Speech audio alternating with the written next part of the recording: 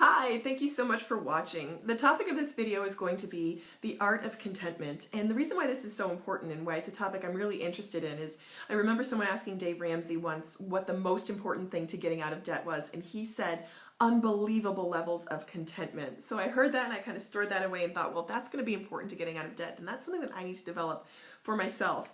And this whole idea of contentment is really kind of foreign to me because to do with my personality type, I'm someone that's always sort of looking to get better and to do better and to be more, and that's something that's kind of been a good thing in that it motivates me and to be and to learn and to grow and to develop and to give, but it's also something that will at times hold me back from experiencing and appreciating what's really in my life right now.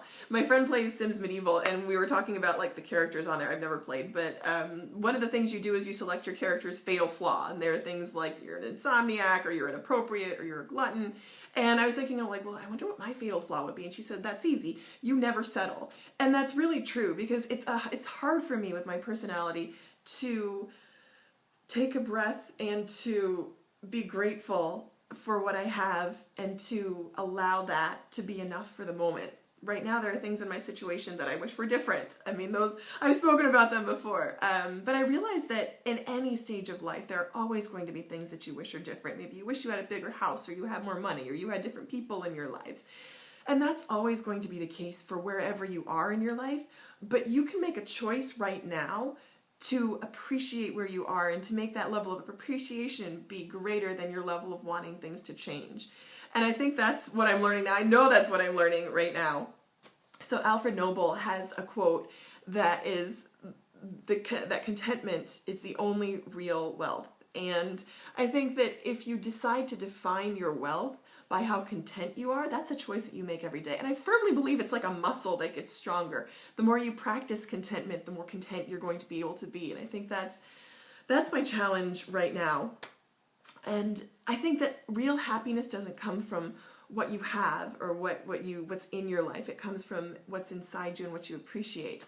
I was in a consignment store recently, just kind of browsing and looking around. This is a high-end consignment store. They had things like Louis Vuitton and Balenciaga and Yves Saint Laurent. And I was kind of chatting with the shop, the owner of the shop, and I was like looking at all these bags, and she was like, yeah, some women bring in like 3 or 4 different bags a season because that's what they get, and they wear them for a season, then they get rid of them and they buy something else.